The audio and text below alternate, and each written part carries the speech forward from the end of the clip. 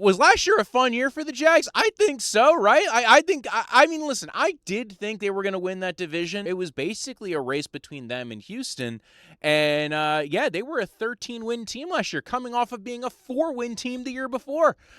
That's how much coaching matters in the NFL. First-year head coach Liam Cohen comes off of coaching Baker Mayfield, the head coach maker. Now he gets to walk in there, and he kind of made things look pretty good, right? I think so. But what's next for this Jaguars team, right? Are they going to be able to capitalize? You know, they got kicked out one game in the playoffs and they lost. Out. Can they win? Did they do enough this offseason to improve? I don't know. I honestly didn't think they did much this offseason, right? You look at free agency, they didn't really sign anybody. A lot of their big free agent moves came the year before. You look at their overall team, you know, like they extended some dudes. They have guys there. They lost some dudes, right? They lost Devin Lloyd and Travis Etienne to free agency, so that's going to be, I think, actually kind of a thing working against them is can they replace those dudes with the guys in the locker room? I would say they lost Greg Newsome, but he was only with the team for the second half of the year. Apparently, the Browns really liked Tyson Campbell, and I actually think that was a very smart trade on both teams' accounts, especially if they fit your scheme a little differently. You weren't planning on extending Tyson Campbell. I think it made a lot of sense. I think that there's a lot to like with this team. Can they reproduce? Can they get back to where they were at a year ago, being in the playoffs, and can they win the chip? AFC is a tough conference. AFC South. I mean, you still have the Houston Texans there who, I mean, for the last 2 years have had lights out defenses. So I do think that there is a discussion to be had that maybe they don't make it back. Maybe they overperformed, over-delivered. But you're also in year 2 of this offense. So you get to add in the wrinkles. Liam Cohen gets to come in here with Jacksonville and go, hey, remember all the stuff we were running last year? We're going to get into the nitty-gritty. Liam Cohen, as a first-year coordinator and a first-year head coach, did stuff that you don't really see a lot of coaches doing. Like, he showed he belongs. Now, it could be a step back. Remember, first-year Mike McDaniels, we loved him. We thought he was doing all these cool, intricate things. But when things start breaking down, can you overcome it? Now, you look at the team around them. Let's go offense first because, I mean, I think that's the sexy part of this, right? I actually think this offensive line's not great, but it's solid, right? Cleveland at left guard. You got Macari, who they signed last year in free agency, who again, fine for right guard. I hope they do find an eventual replacement. Maybe that'll be third-round pick Emanuel Praone. Van Lanen, they got Walker Little. They have been moving around in camp. Apparently, Antonio Harrison's been very good, at least in camp, played very well last year. So, big talks about him getting an extension right now. So they got an offensive line room that, like, maybe you like, maybe you don't love. Hainsey there, they got him from the Buccaneers, knew the system coming in. I thought that was a position they might be looking to replace at some point. Because Hainsey is like kind of a solid center. He's not the guy he's a good backup. If he's the weakest link on the offensive line, you don't feel too worried about it. But you want more. You want more. And I think that's what I want. I want more for the Jags on the offensive line, especially given the fact that this offensive powerhouse could fall apart pretty easily if the offensive line starts falling apart. Then you got the receiver room. Now, this receiver room, you look at it last year, everybody was kind of excited. What was going to happen with Brian Thomas after his amazing rookie year and kind of fell flat on his face? I felt a lot like DJ Chark a few years ago where everybody was super excited, loved what he did that first time, and then all of a sudden, like, things were falling apart, and you're like, all right, was this the NFL catching up? Is this just like, hey, like, things just, things shift, things change, or he just didn't fit well in the scheme. Maybe he had it was a learning curve. Maybe this scheme didn't fit as well as the last scheme, or he was the main guy in town. Also, a little bit of talk that maybe he fit better with Mac Jones than Trevor Lawrence. That could be a discussion. Now, Parker Washington's kind of stepped up a little bit, and we're hearing even more reports from camp about Parker Washington. They traded for Jacobe Meyers from the Raiders. I kind of like what they have in the receiver room. Now, Brian Thomas has to be Brian Thomas, though, for this receiver room to really pop. Travis Hunter, right? That was the big start of this whole administration is they traded up to get Travis Hunter, and he was going to pay off in dividends by playing both sides of the ball. being solid on both sides of the ball doesn't really buy you a lot. You need a guy who's going to be elite on some level if you're spending up that much kind of capital.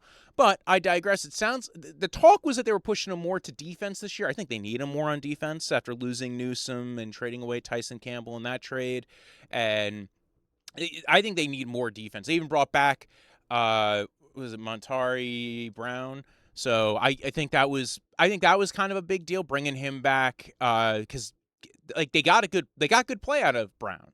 I think if Hunter's focusing on corner, I think a really good if he actually develops into a shutdown corner, I understand that people would maybe be like, well, I don't really like that trade, but you looked at the rest of the defense. I mean, Josh Allen's been great since they drafted him.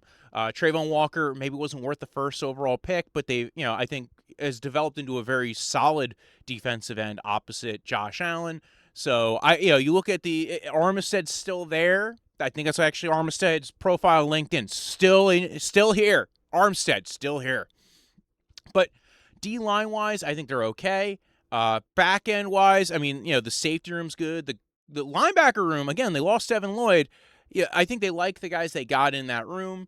So I overall kind of feel pretty confident in this team. That's why I like the big discussion this offseason, because you didn't see a lot of moves this offseason from the Jags, is really like, oh, they're all, their draft because they didn't have a first-round pick was kind of mediocre. Like the only guy who was ahead of the draft boards was maybe Emanuel Praone, who was an estimated like late first, early second-round guy, ended up going late third. That sometimes tells you maybe the national boards are a little bit off on the guy, or there might be an in between the ears thing, or you didn't do well in interviews, or whatever it is that or positional value guards, if you're saying it's a late first guard, teams have different values on dudes. So Jags are in a very interesting position because a lot of the discussion right now is, will Brian Thomas bounce back? Who's going to win that running back job after Travis Etienne or Etienne, whatever he's going to be calling himself now, moved on to New Orleans. And it sounds like it's going to be a fight between Chris Rodriguez, the kind of like a little plucky runner from Washington, took over the role at the end of the year last year in Washington. And, is it going to be him? Is it going to be Bashal Tutin? Is it going to be a timeshare? I think the big concern, if you're a fantasy guy, is it going to be a three-way timeshare? Like, that's going to be the concern thing, because then do you want none of these dudes, right? Like, and then do you just take the cheapest guy? Like, do you take Chris Rodriguez? Is he more valuable maybe in a standard league if he's going to get a lot of the goal line work? We know Bashal Tutin did pretty solid at the goal line work last year. Is it just going to be a rotation? So, like, fantasy-wise, for the fantasy kids out there, that running back room, I think a lot of people are paying attention to, and also how high do you draft one of these dudes? Like, Bashal Tutin. Listen, if Bashal Tutin turns into what you think Bashal Tutin can turn into, because he's got the explosive playability, you go, oh, okay, like this could be very good for you, right? You could be like, oh, like I'm investing, if you're in fantasy, maybe you're spending a 5th or a 6th round pick on the guy, and he pops, you might get a guy who, oh, this is a dude, because like that explosive play out of the running back room is pretty valuable, right? We've seen it from guys like Jonathan Taylor and Saquon Barkley and versus, but listen, coaches don't just want the big play guy. They want a guy who can run between the tackles, who's going to make guys feel the pain, get that yardage that they need to get, and that's why Chris Rodriguez was a big thing coming in for at least Liam Cohen. He's familiar with him, coached him. He's like, listen, I want my dude. So you have a running back room that's going to be a timeshare there. I think that's why that's the biggest discussion coming out. Also, like, I think it's very possible this offensive line is not as good as, like, the play and the high-level play that we saw schemed up last year. And we see this sometimes with very good schemers of the ball, right? We saw Mike McDaniel overcoming, a mediocre or bad offensive line down in Miami. I think Liam Cohen is pretty, he just wants the guys to kind of know what they got to do, and they can maybe overcome it, and guys will develop. But I don't know. I think you could see a setback if a couple of these players kind of have an injury run. I think the Jacksonville Jags, especially on the offensive line, which they feel, at least in between the tackles, a little weak. Tackle room, shockingly, looks actually pretty solid.